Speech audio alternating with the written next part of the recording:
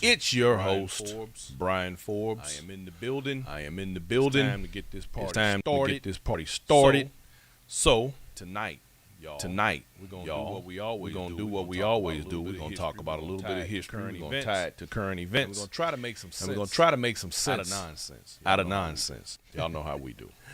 I'm your host, Brian Forbes. This is the Black Factor. So welcome. Don't forget to like, subscribe. Don't forget to like, subscribe. Hit the notification button on your YouTube. Share on Facebook. Join on Twitch. Join on Twitter. But whatever you do, support Black media because we need your support. There we go. Anyway, let me also welcome my Oh So Smooth radio family. Thank you for tuning in. We appreciate y'all. As usual, as always, don't forget, if you don't have the Oh So Smooth Radio app, go ahead and add that to your cell phone so you can always listen in when you are not in front of your computer. So my Oh So Smooth Radio family, welcome. So look, y'all, before I get started, before we get this show on the road, so to speak, let me right quick, I got to touch on this right quick. Let me give my condolences and shouts out to one of my homies from back in the day. This one of my day ones. We lost him this week, y'all. He was also a Black Factor family member. He would tune in to the show quite regularly. My man Bob. Now, his name was Robert Wilson, but I affectionately know him as Bob. That was my main man, 50 grand. We spent many, many hours skating and hanging out as kids and playing with Hot Wheels and riding our bikes and doing all of those sorts of things, the kind of stuff boys do when they're young. So my condolences go out to his family and his children. And I hate to see my man check up out of here on me. From what I understand, though, ladies and gentlemen, I'm just going to put this out there. From what I understand, this was a COVID-related death. His wife put a post up today, and she stated that had he maybe gotten his shot, and had not been hanging out at the house parties, that there's a strong possibility that he may still be with us. So I'm not going to inject any of my opinions into any of that, mainly because I have my own thoughts about it, and I think that we have gone beyond the point of judgments, no matter whether you choose to or not to.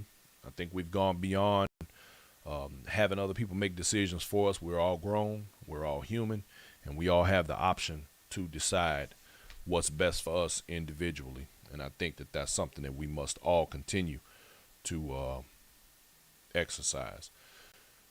With that said, ladies and gentlemen, tonight's topic, we are going to talk about the country of Haiti. Now, you're probably wondering, why are we talking about Haiti? We're in America. Well, there's an interesting parallel that goes into the life or the lives that exist on that island, and some things that I find curious. Now, I got a few friends that are from Haiti, and they always manage to make jokes, and they always, like, I know one time one of my kids came out of the house with some crazy outfit on. This guy was a neighbor of mine, and he goes, "Oh, you look like a Haitian," because she had on some stripes and some plaid or something else that didn't go together. And he always made that joke. I mean, I kind of couldn't relate to it only because, I mean, I'm not from Haiti. I don't know how they get down. You know what I mean? So, but he just thought it was the funniest thing in the world.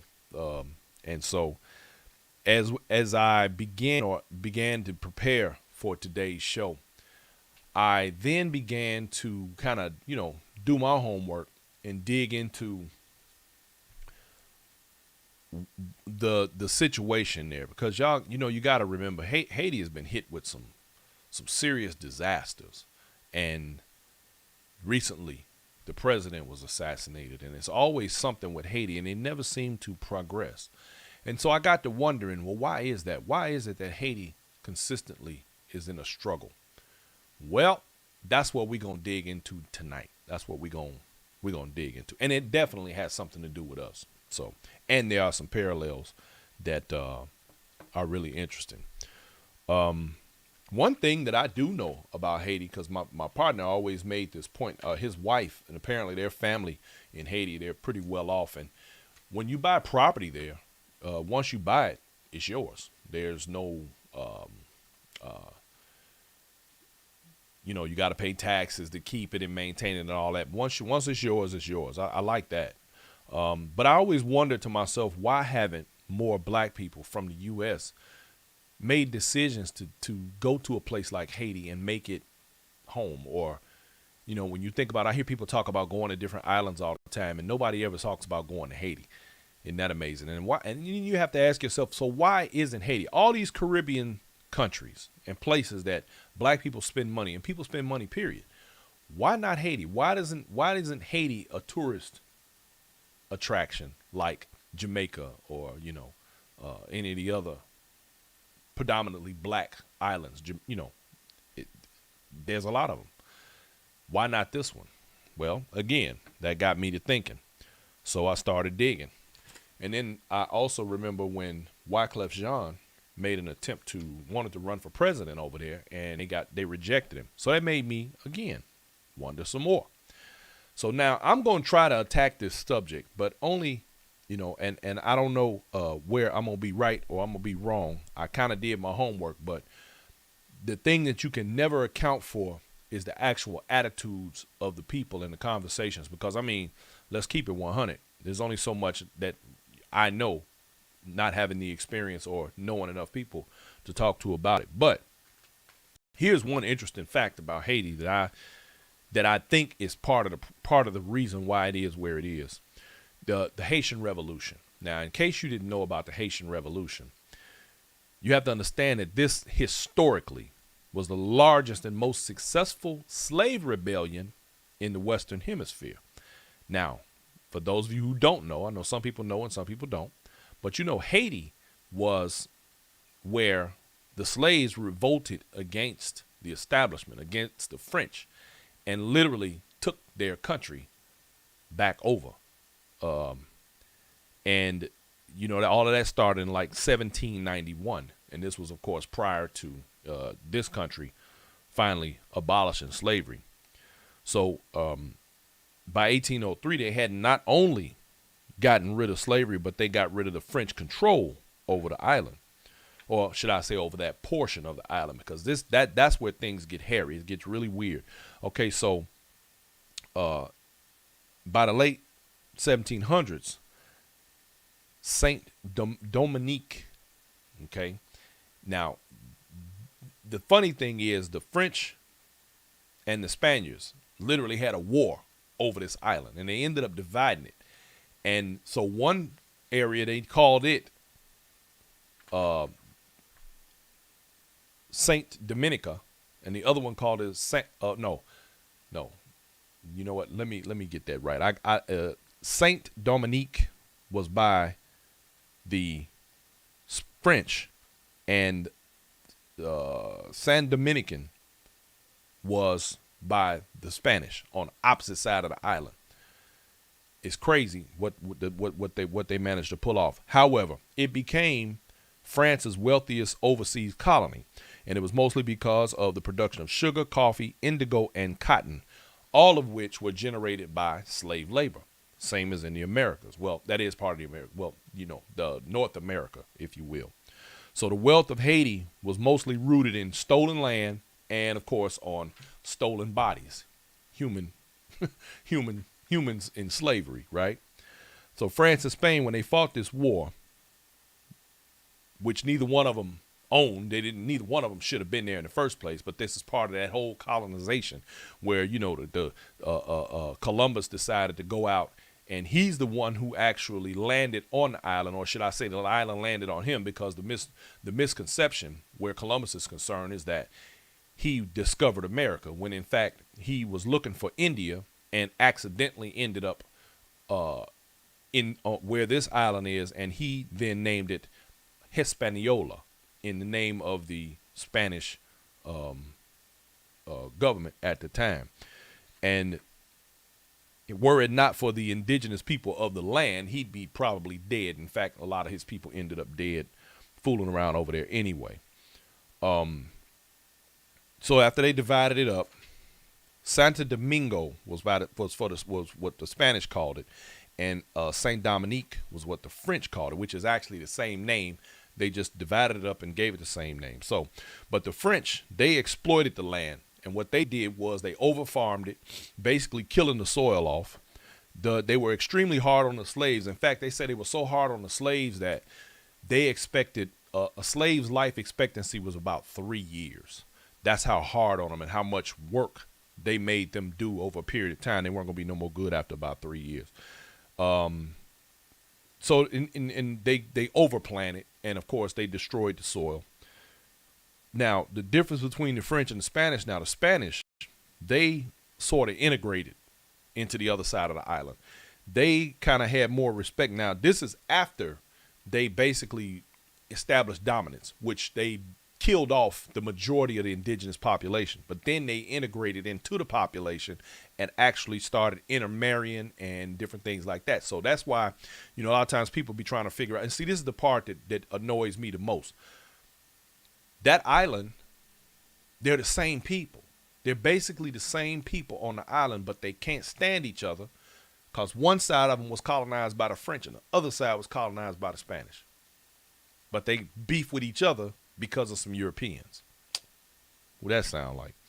Anyway, they basically integrated into society, and they just used the island as a place, as a base, so to speak, so they could go into Mexico and Peru and mine for gold. Now, they weren't making the kind of money that the other side of the island, Haiti, was making. However, they, if you look at that island to this day, where you have Haiti and then you have the Dominican Republic, it's like night and day. One side is extremely poverty stricken. In fact, it is the poorest country in the Western Hemisphere. And then you have the Dominican Republic on the other side, where people are fairly prosperous.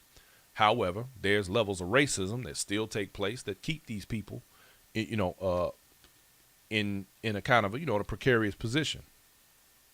So, and of course, they also didn't bring that many slaves onto the Dominican side, or should I say the Dominican Republican side, because they weren't really there for the agricultural qualities of the island. They were mainly interested in chasing after gold. So once they mixed their society, for the most part, they're they still prospering and still thriving from it.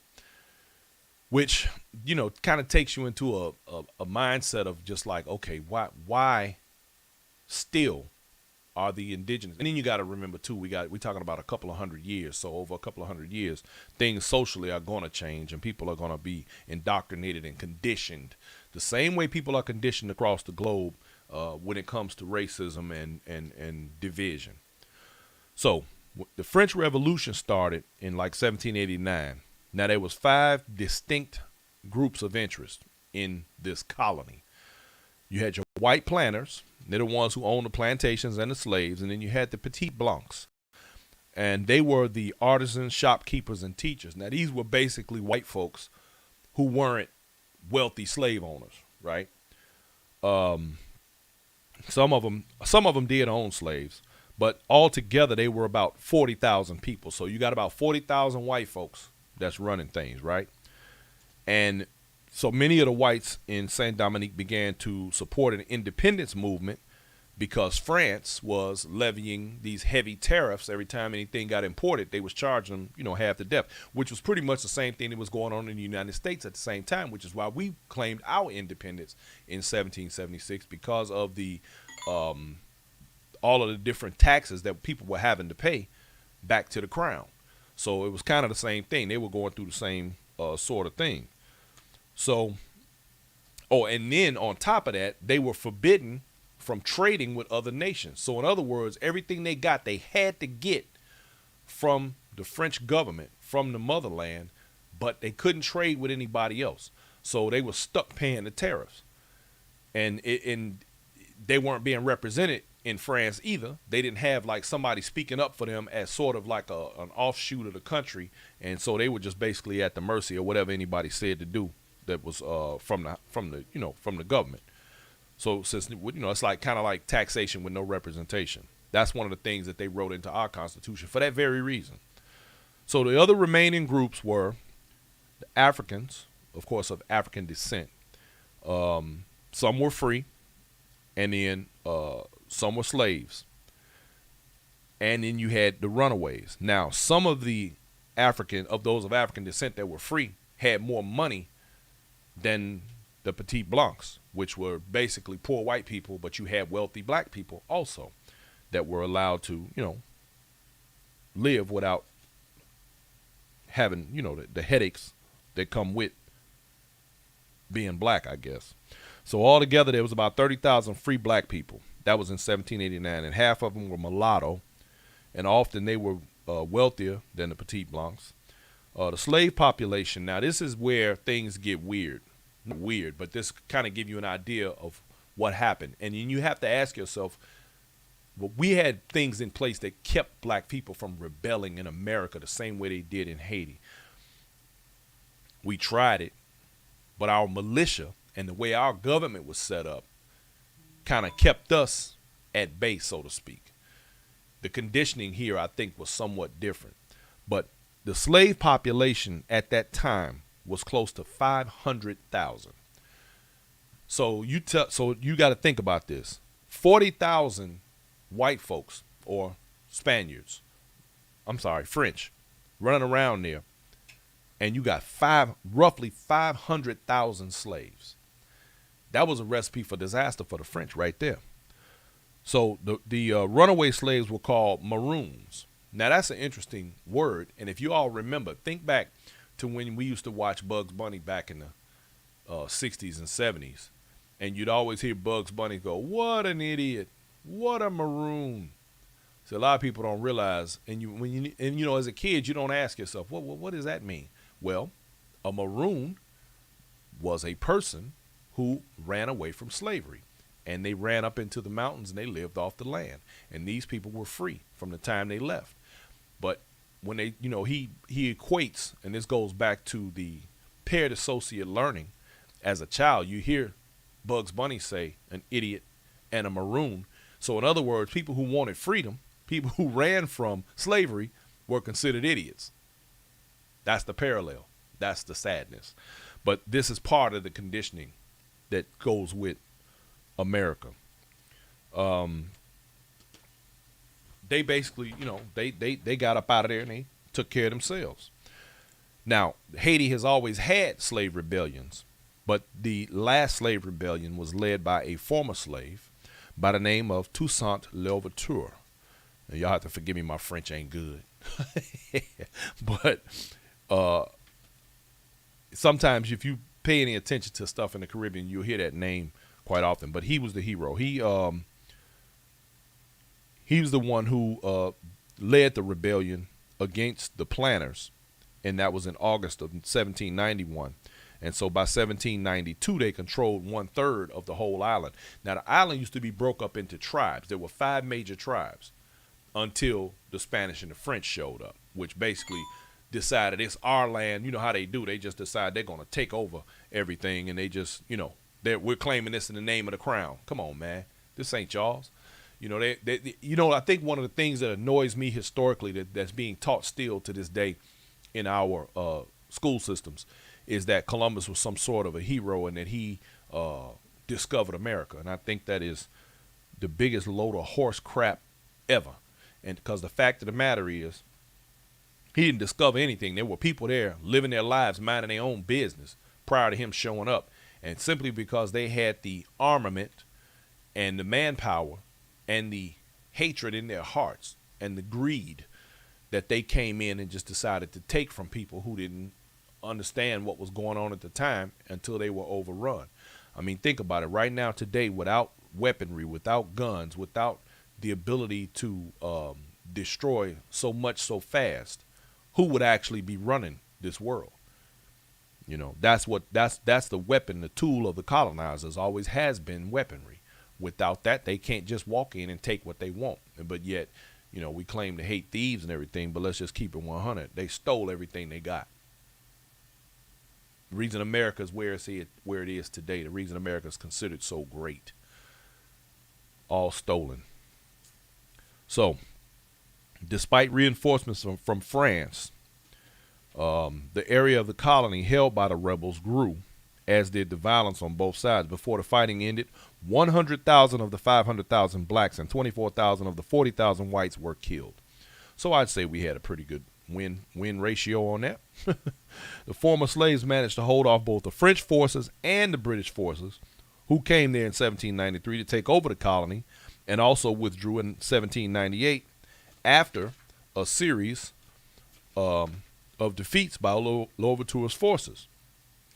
Now, Toussaint Louverture, you got to think about this. Now, he fought off 3 empires. He fought off the British, the French, and the Americans. Come on, man. He was like, y'all can't come here with that. That's what's up. Now, Napoleon, in case you didn't know, at that time, that's who was in power.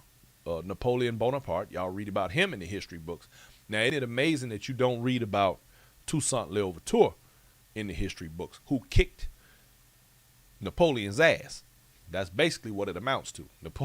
Napoleon is seen in history books as this great soldier and this great leader, but they don't want to tell you about the part where the black man whooped his ass. Okay. So for 12 years, he fought them off. They couldn't get what they wanted.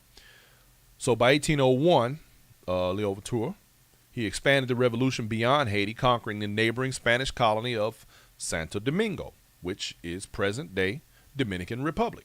So basically, he took over the whole island. He abolished slavery in the Spanish-speaking colony and declared himself governor general for life over the entire island of Hispaniola, that being the name that Columbus gave that island when he stumbled across it and wrecked, and they came out to save him. Now, Napoleon being the new ruler of France, he dispatched General Charles Leclerc, his brother-in-law, and 43,000 French troops to capture Louverture and restore both French rule and slavery. Well, Louverture was taken and sent to France, where he died in prison in 1803. So they did catch him. Jean-Jacques Dessalines, one of Louverture's generals, and himself a former slave, led the revolutionaries at the Battle of Vertières on November 18th of 1803, where the French forces were defeated yet again. On January 1st of 1804, Dessalines declared the nation independent and renamed it Haiti. So that's where the name Haiti actually came from. France became the first nation to recognize its independence. And as interesting as that is, there's a caveat to that. Haiti came out of this the first black republic in the world. Now think about what that means. Here in the 1700s, you had a country of slaves who basically said we're not going to be enslaved anymore and kicked out the slave masters and the country who sent them. Now all of a sudden you have an entirely black-run, black nation that's not on the African continent in the Western Hemisphere. That ought to be, now you think about it, that's a scary notion for some folks. It was the second nation in the Western Hemisphere after the United States to win its independence from a European power. So in other words, Haiti did the same thing the U.S. did, fought off the oppressor, so to speak, and took over their nation. Now, when the Haitians claimed their independence, they were then isolated by every nation. Now, this is where the rubber meets the road. This is where things start to get interesting. Because think about this. Now, you remember at the top of the show, I asked, why is it that no one goes to Haiti? Why is it that Haiti is not a tourist location? Why is it that no one invests in Haiti? I'm going to say it again. When the Haitians claimed their independence, they were then isolated by every nation in the world. So in other words, we can't physically beat you, but economically we're going to shut you down. We're going to stop you from surviving and thriving as a nation because you are defiant and you're black. So this was the beginning of what we are witnessing, or we still see right now today. The United States, of course, was not going to recognize them as the first black nation in the Western Hemisphere because they were afraid that it would become a slave empire and blacks would seek revenge. Much like the same revenge that many who do everything in their power to keep black people from voting, your Republicans, and other things, they want to keep us from any sort of ability to stand up, because if that should happen, then it becomes a fear of revenge. Have y'all ever seen that meme that comes across Facebook from time to time, or has been across social media, where there's a bunch of white men sitting around what appears to be a table, but it is nothing more than a bunch of several black people on their hands and knees with a game board on their back, and the caption on that thing says, "All we have to do is stand up." J. Edgar Hoover said himself, the number one threat to America and this democracy is black unity. And that is a quote. You can look that up. J. Edgar Hoover said that. Now, that brings me to the next part of this, which affects this country. The Louisiana Purchase. Now, a lot of people may or may not know, but the Louisiana Purchase in the United States was completed mainly because Haiti, now think about this, without Haiti, America still may not look the way that it does today. See, Toussaint Louverture deserves a vote of recognition simply because had he not given Napoleon the business and put France on their heels, we may never have been able to purchase the Louisiana territories, and in fact would not have had access to the Mississippi River. Yeah. The Louisiana Purchase 1803 was a land deal between the United States and France, in which the U.S. acquired approximately 827,000 square miles of land west of the Mississippi River for $15 million. So we bought all of that land, this country, for $15 million from the French. Thomas Jefferson noted in a letter that James Monroe's charge was to obtain land east of the Mississippi. Monroe's instructions, drawn up by the Secretary of State James Madison and approved by Jefferson, allocated up to $10 million for the purchase of New Orleans and all or part of the Floridas. If this bid failed, Monroe was instructed to try to purchase just New Orleans, or at the very least secure U.S. access to the Mississippi and the port. See, the French, and in fact the French and the Spanish both at one time had control over the Mississippi River. So we really couldn't do anything without their approval. When Monroe reached Paris on April 12th of 1803, he learned from Livingston that a very different offer was on the table. Napoleon's plans to reestablish France in the New World were unraveling because he got his ass kicked by Toussaint Louverture in Haiti.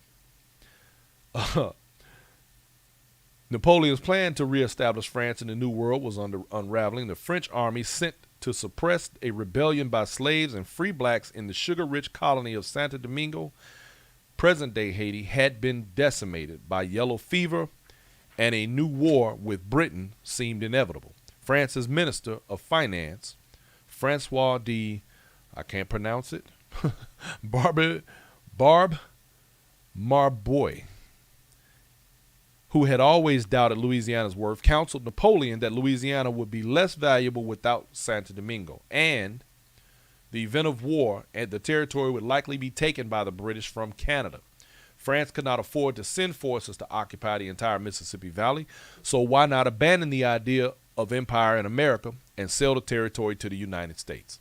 So that right there shows you just how much Haiti had to do with the building of America and the importance of his war against the French. But he gets no credit for that, of course, because, you know, people in this country are not going to, especially the powers that be, are not going to give props to a black man for kicking a white man's ass and changing the course of history. Napoleon agreed on April 11th. Foreign Minister Charles Maurice de Talleyrand told Livingston that France was willing to sell all of Louisiana. Livingston informed Monroe upon his arrival the next day. Soon after the Haitians gained their independence, though, and here's the funny part, because you remember earlier I said France was the first country to acknowledge Haiti as independent after getting their ass kicked. Now, you knew that was too good to be true, right? Of course it was. They're not just going to be like, okay, you got us. It's your country now. Nope. The French showed up on the shores of Haiti and said, you owe us. You owe us money for all the assets that were stolen from us when you took over. So in other words, let me get this straight. France showed back up to Haiti, land they stole from the indigenous people who lived there, and told the people who were the indigenous people who lived there, along with some slaves that they brought in, that they owe them for assets that they lost, that they were stole. That's like me stealing your car, and then I'm going to sell it back to you. Come on, man. Really? If you want your car, you got to pay me. That's kind of how this went. Anyway, I think that's a lot of damn nerve, right? So, interestingly enough, over the next 30 years, they did pay. They paid France what they asked for. What they asked for that they claimed belonged to them, which didn't. And, of course, that crippled the country financially for decades to come. Now, we're talking about a new nation with, of course, the taint of colonization and the things that come with it. And they have to try and figure their way through all of this while simultaneously paying people for stuff that they didn't belong to them. So they had, not only that, they've had, and this is over the next couple of centuries, they've had suffocating embargoes, and then they called that independence debt. No investment in governmental institutions, global racism, and political corruption. Of course, all of that followed, which made it all worse. So the whole point is that they did everything in their power. Although they were physically run out of the country, they did everything in their power to help bring the country down and destroy those who remained there. So despite this landmark event, the United States did little to respond to the Haitian Revolution. In fact, its silence is very telling. It was frightened because Haitian Revolution threatened its economic interests. Now, why is that? Because guess why? If slaves found out that Haitian slaves had overthrown the government and kicked out all of those thieves who came in and stole their land and decimated their culture, well, they might have been inspiring to some slaves in America.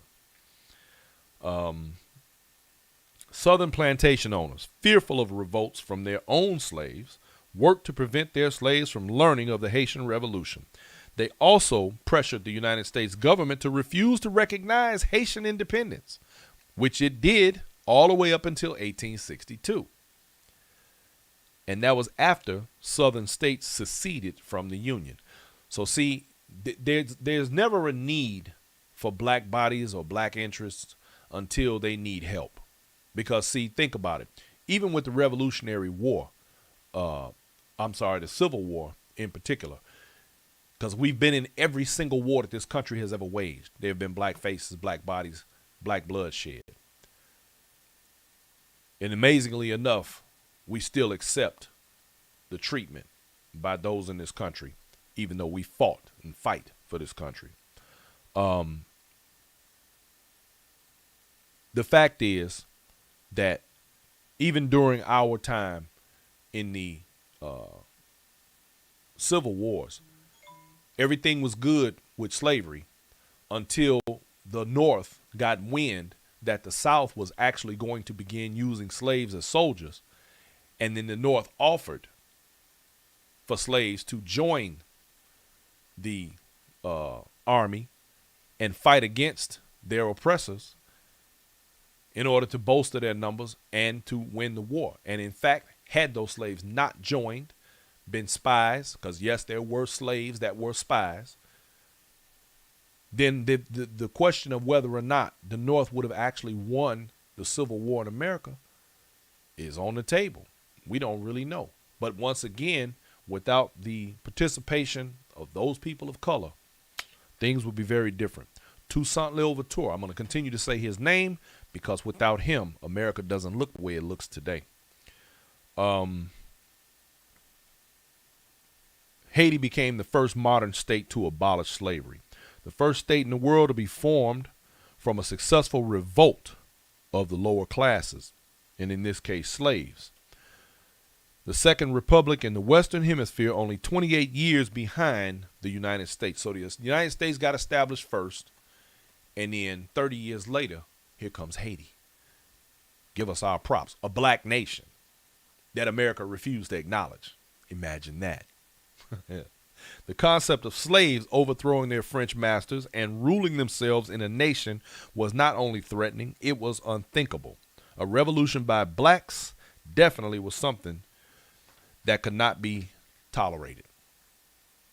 Over the past 200 years, the United States has played an important role in the economic and political activity of Haiti, its close neighbor to the south. The United States' refusal to recognize Haiti as a country for 60 years, trade policies, military occupations, and role in Jean-Bertrand Aristide's removal from Haiti are little known by Americans, but significant for the development, or rather lack of development, in Haiti. Now, so again, the question, why don't black people ever go to Haiti as a tourist destination? Why don't black people invest or live voluntarily in Haiti? Because Haiti's ability to thrive economically has been stunted at every turn. And unfortunately, this country has managed to have its hands in Haiti's government, kind of like one of those throw rocks and hide your hands kind of situations. We've been at that for a while. Why? Why? Because it affects the interest of America. There can't be any more Toussaint Louvertures. They have to stop that. Haiti is the poorest nation in the Western Hemisphere and has economic and health statistics comparable to those in sub-Saharan Africa. A major factor in analyzing the state of Haiti today is its relationship with the United States, both now and throughout history. Following the assassinations of Haitian president in July of 1915. See, I bet y'all thought I was getting ready to talk about the president who just got assassinated a couple of weeks ago. No. There was an assassination of a Haitian president in July of 1915. President Woodrow Wilson sent the United States Marines into Haiti to restore order and maintain political and economic stability in the Caribbean. This occupation continued until 1934. So for 20 years, that number sound familiar? How long were we in Afghanistan? 20 years. See, history, again, repeating itself. We have been occupying other people's countries for our own best interests since the beginning. This is not new. An occupation of Haiti from 1915 to 1934. See, hands be dirty. In 1915, the United States Marine Corps invaded Haiti, and remained in the country for almost 20 years. Nominally there to keep peace within the country. There had been 6 presidents.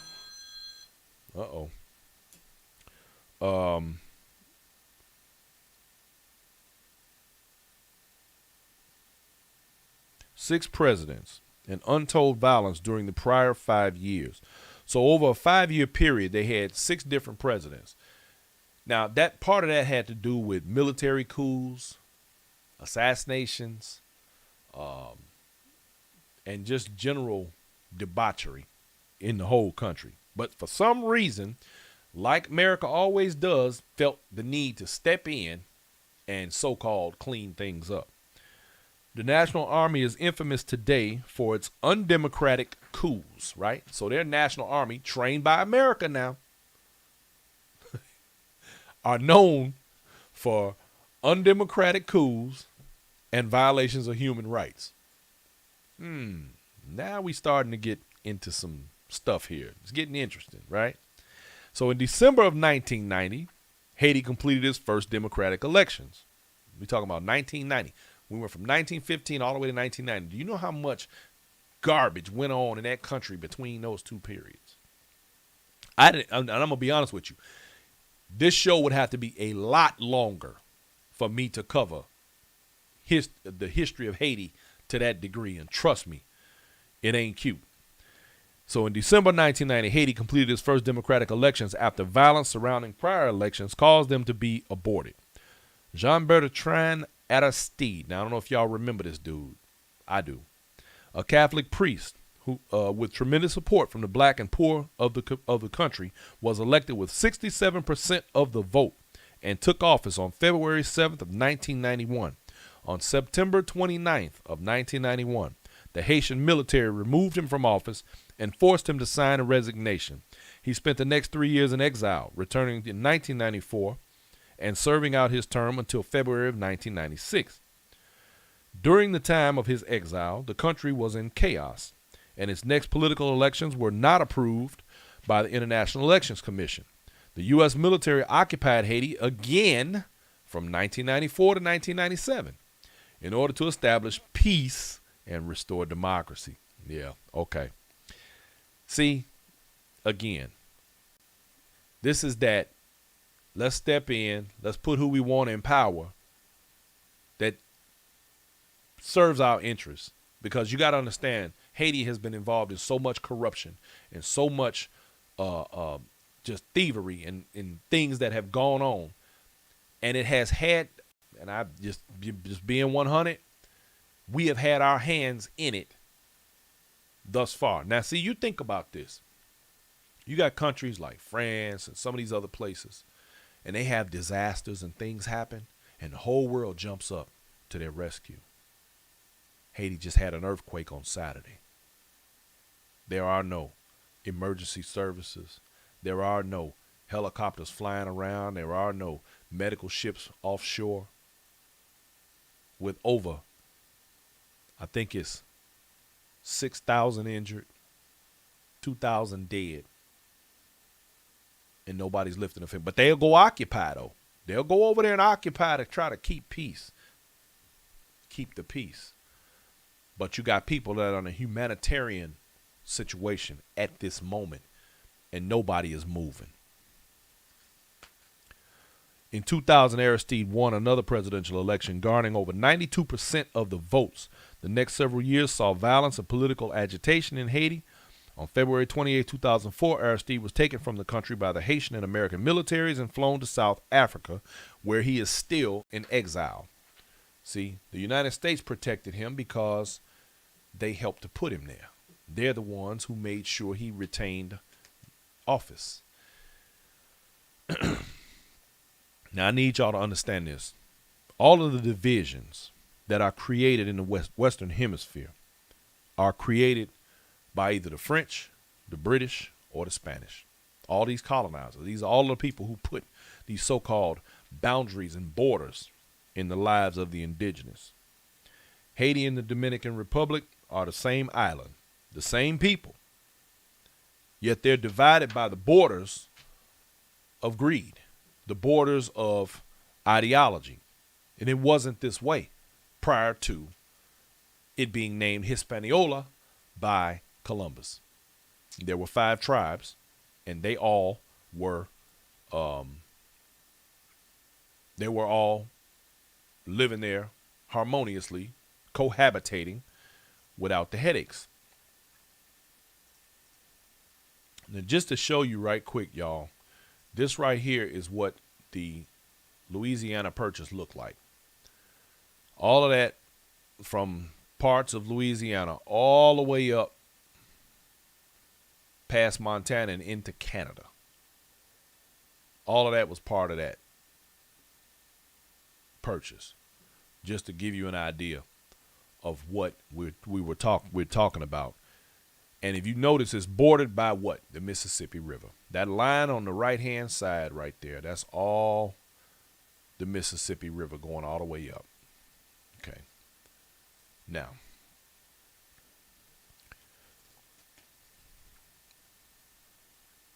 right now today, Haitians and those from the Dominican Republic are basically at war. The levels of discrimination are damn near that of slavery.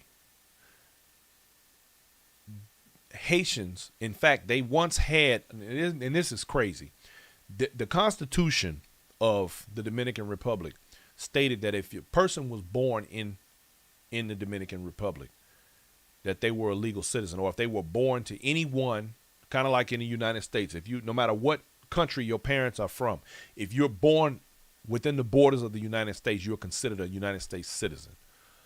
They had the same setup, except they went back and amended their constitution. I believe it was back in 2010. And now it says that if even if you're born, you have to be born to naturalized citizens or somebody that is actually from the Dominican Republic, retroactive to 1929. In other words, your grandparents and your grandparents' parents, literally, if they weren't naturalized citizens of Saint Dominique, then you could be deported. And they then, in fact, deported tens of thousands. I believe it was a couple of 100,000 people. They displaced like 200,000 people from the Dominican Republic and kicked them out and told them they got to go back to Haiti. People who have never been in Haiti, they don't even know what Haiti is. They never lived there. They never crossed the border. The island literally is divided in half, like straight down the middle. It's insane. But this is what, and then you have to ask yourself, why do people, the same people, these are all people who were indigenous to this island, but now they hate each other. Why? Because the Spanish and the French, they want to identify with either or. It's crazy. All the discrimination and division among black folks through this conditioning and at the behest of who? Europeans. Everywhere they go, y'all, this is what they do. This is what colonizers have done throughout the history of their conquests. Right now, 60,000 Haitians need help. Right this minute, as I'm on here talking right now.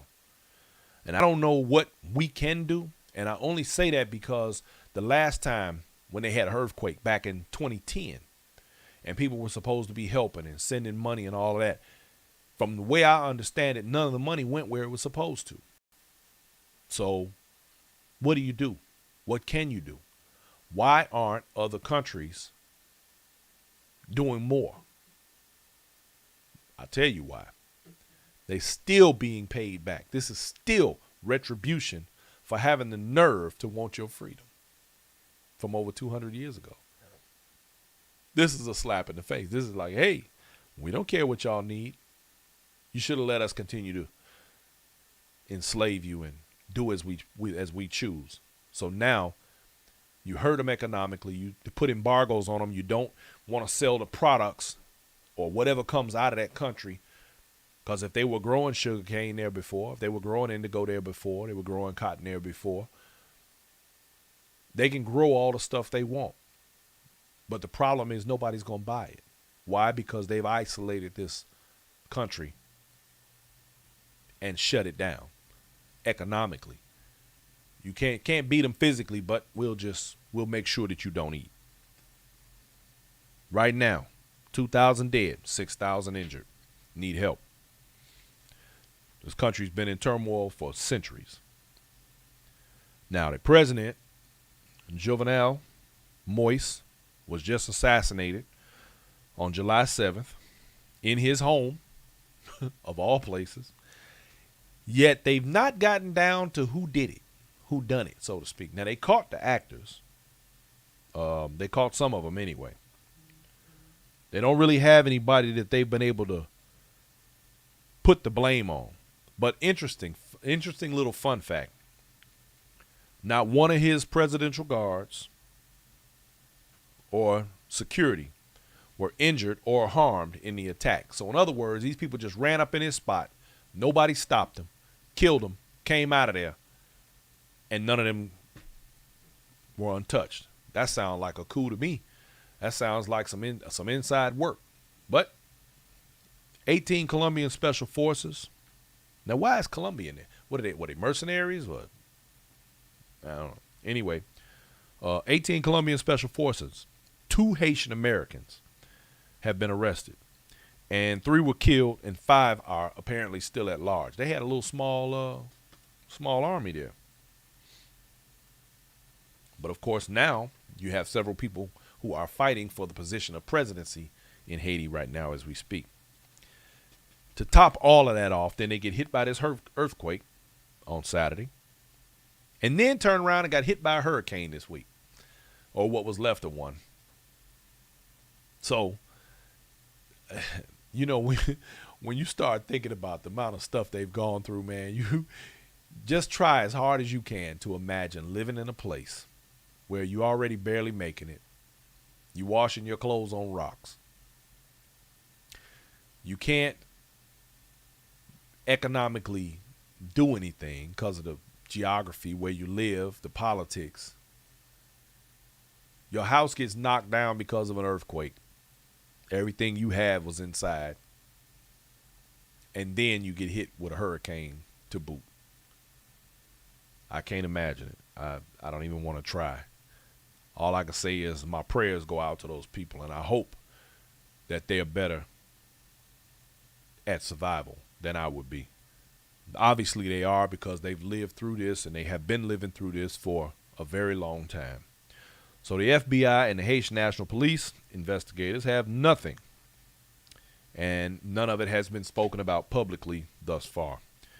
The U.S. and other countries have been guilty of interfering in the Haitian government for over a century. They got a long history of dictatorships over there and coups, and all backed by foreign governments. Somebody paying for this stuff, y'all. Somebody is keeping the economy in that country suppressed, and has been for a very, very, very long time. Y'all know when they had the earthquake in 2010, 200,000 people lost their lives. That's crazy. Do y'all understand that America only has 330 million people? That's a lot. That's a lot of people dead. That would be 10% almost of our population. I know I'm off by a little bit, probably more like 8%, but still, that's a huge number. That's a huge number of people. This 2016 hurricane left hundreds dead and 200,000 displaced. The poorest nation in the Western Hemisphere, and now has had another earthquake and hit with a tropical storm. Man, that's a lot. Now, the earthquake that hit the other day, they're saying it's on the same fault line as the earthquake that devastated Port-au-Prince in 2010. It was like about 50 miles off from that one. Both quakes hit on an east-west fault line at the convergence of 2 tectonic plates, large segments of the Earth's crust that slowly move in relationship to each other at this fault line called the Enriquillo Plantain Garden Fault Zone. The Caribbean plate and the North American plate move laterally or side by side at a rate of about 1/4 of an inch a year. That's a lot. When that thing lets go, partner, it's going to tear up something. And there you go. It did it. So here we are. Ladies and gentlemen, all I want you to do is say a prayer for those who are in that and about and living that life. And just keep in mind that what we have, we often take very much for granted, and we should be very thankful for our own existence. Even though we struggle in America and we have our problems and our issues and the things that we must deal with racially, socially, economically, we are way better off than some folks. But I would love to see, and this is just a fleeting thought for me, I would love to see some sort of an economic empowerment take place in Haiti. We talk about unity here in America. We talk about black folks sticking together and all of the things that go with it. I would love to see something where we were able to go into a black nation and thrive. to Black Republic. I think, what was it, Wyclef Jean, the singer, tried to become president over there, and they rejected his application to run for president. It would be interesting. And you have to ask yourself, I wonder why. Is it because they are afraid he's going to do something that they don't like?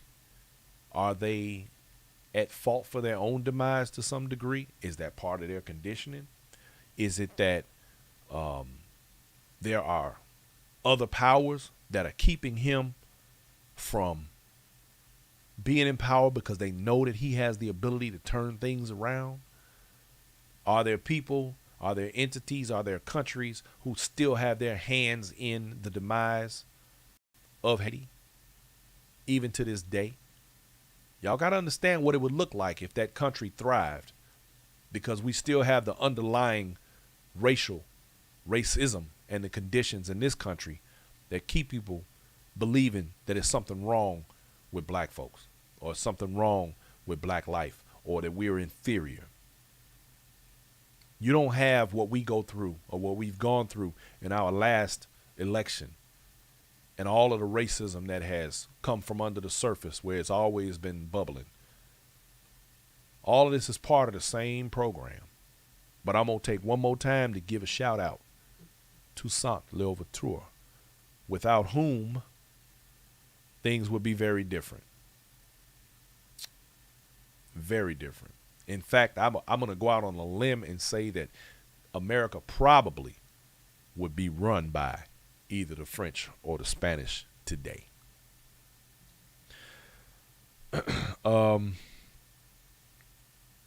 There's before I had heard about, this was some years ago, Monsanto trying to provide some agriculture to that area. But again, this is a company run by greedy, monopolizing individuals who don't even, these GMOs, and this is a story for another day, I'm not going to get into it, but genetically modified organisms that we often eat. And if you go buy watermelon right now today and there's no seeds in it, all of that's GMO. They do that for a reason. It keeps you from being able to plant your own food. This is all part of a bigger picture, y'all. And if you think the demise of Haiti is not a part of that, think again. There are more sinister things at play and more sinister individuals with their pockets fat because of it. With that, ladies and gentlemen, I'm going to leave it there. Just keep the people in Haiti in mind, and if there's anything you can do to help them, please do. I don't know what to do. I ain't going to sit here and lie to you. I'd be scared to give my money to anybody, because it don't mean just because you give it to them don't mean they're going to do the right thing with it. So I don't know where to start. I don't know where to begin with it, but, if you find out anything, let the rest of us know. Ladies and gentlemen, I want to thank everybody for tuning in. Don't forget to hit the like buttons. Don't forget to share the live, share the show itself. Don't forget to go and subscribe on YouTube and the other platforms that are available. I want everybody to have yourselves a wonderful, wonderful weekend. I will be moving around a little bit myself, just trying to see what's happening next. And we will see you all again on next Wednesday with more interesting information. Y'all take it easy. Have a good night, y'all. Love, peace, and chicken.